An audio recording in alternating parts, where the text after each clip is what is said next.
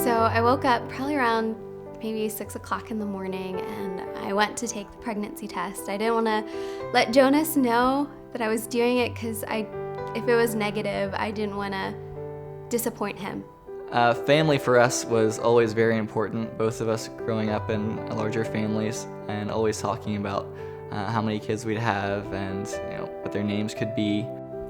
So I took it, and within seconds it turned positive. I'm waking up groggy and very excited, but very shell-shocked with the news while I'm still in my bed, still waking up. At first I was kind of offended, like, you're not excited? But he finally got to the same level that I was, and we just celebrated the rest of the day.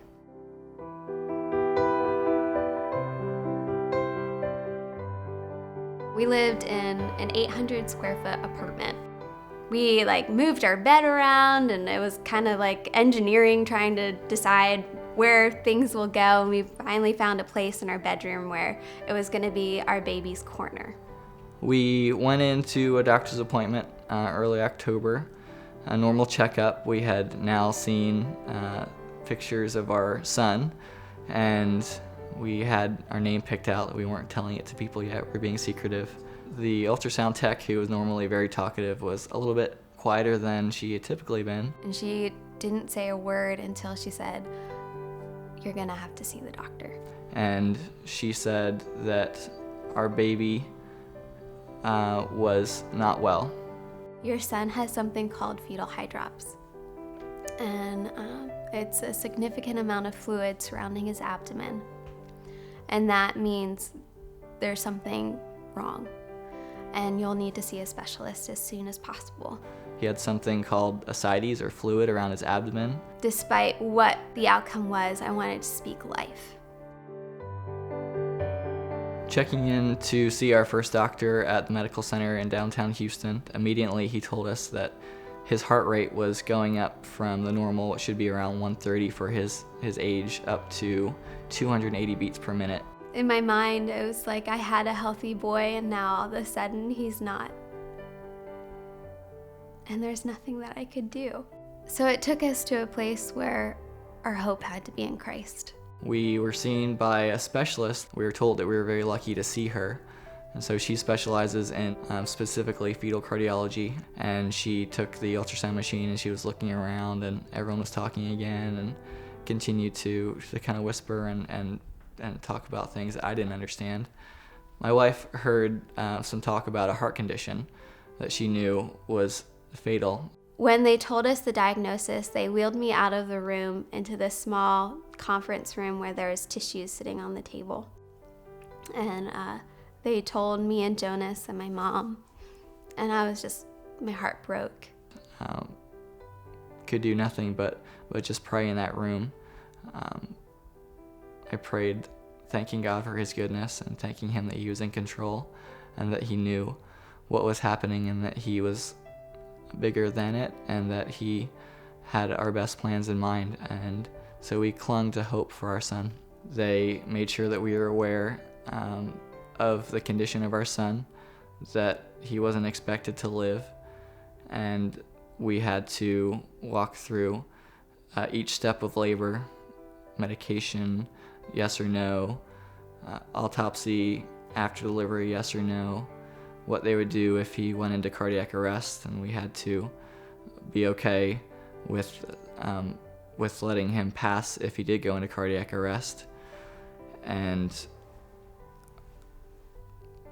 that was the hardest hour of our life in that room, and we walked out with a piece of paper that was essentially the plan for our son passing. And so from that point we prepared for a funeral, and I, as the husband, had to take that on me to make sure that I had those things in place for my wife and for our family.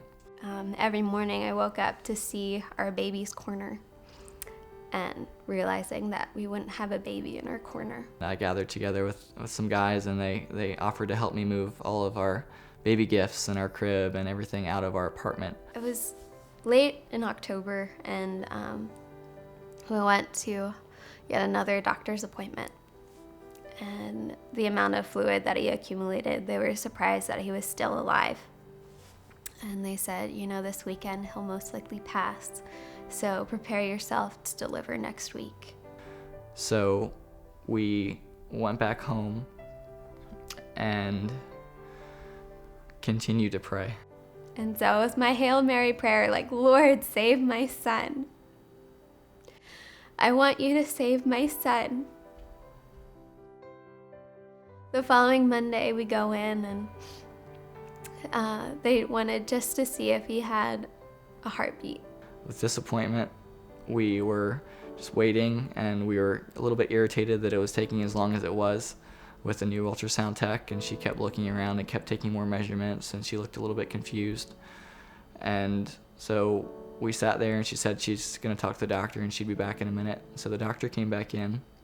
And she kept on asking me, okay, what's your name? What's the date of birth? Are you sure? And I just thought she had no idea what she was doing.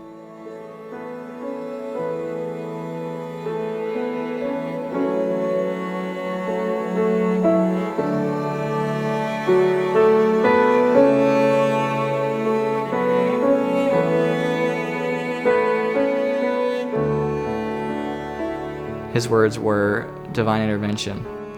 And so I was kind of confused.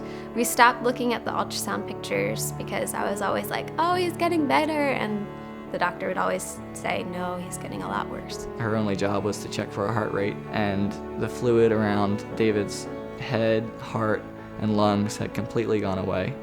The shape of his heart, which was elongated from the condition, had literally changed shape into a normal heart. Your son is a completely different baby. The fluid that was around his head, his heart, and his lungs are completely gone. Teams of doctors met afterwards, and we were the talk of the debriefing about the cases in the medical center at that point. And Jonah said, God, you are good. You are good.